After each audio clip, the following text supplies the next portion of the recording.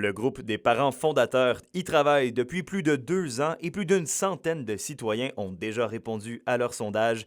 L'Abitibi-Ouest prépare le terrain en vue d'accueillir sa première école alternative, une quatrième en Abitibi-Témiscamingue. Une option de plus pour les parents et une solution peut-être pour certains enfants du coin. Beaucoup de parents qui nous contactent pour dire qu'ils ont besoin d'avoir des choix pour leurs enfants, d'avoir quelque chose de différent puis quelque chose qui leur ressemble. L'apprentissage par l'action, on pense par exemple aux garçons, on parlait de statistiques tantôt, qu'il y a 66% des garçons qui finissent leur secondaire. Ça veut dire que tout le reste, ils ont décroché avant.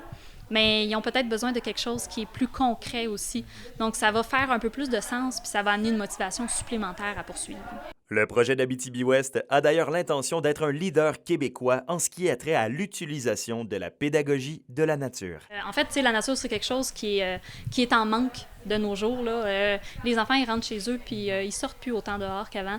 Donc, on veut vraiment aller enseigner à l'extérieur, enseigner par l'extérieur, puis par ce qu'on a dans notre environnement aussi. Tu peux faire des mathématiques en forêt. Il n'y a rien qui t'en empêche. Là. On peut aller compter des roches au lieu de compter des petits cubes.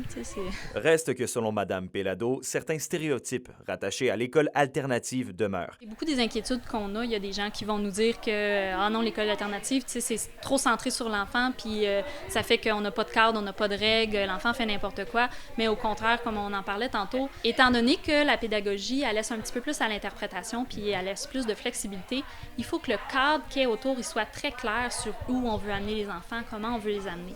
On va parler beaucoup dans nos rencontres de notre vision, mais en fait, c'est la vision des parents en général. Donc, même quand l'école elle va ouvrir, on va construire ça avec les nouveaux parents qui vont entrer, on va construire ça avec les enseignants. Là. Donc, c'est vraiment une vision un peu plus communautaire.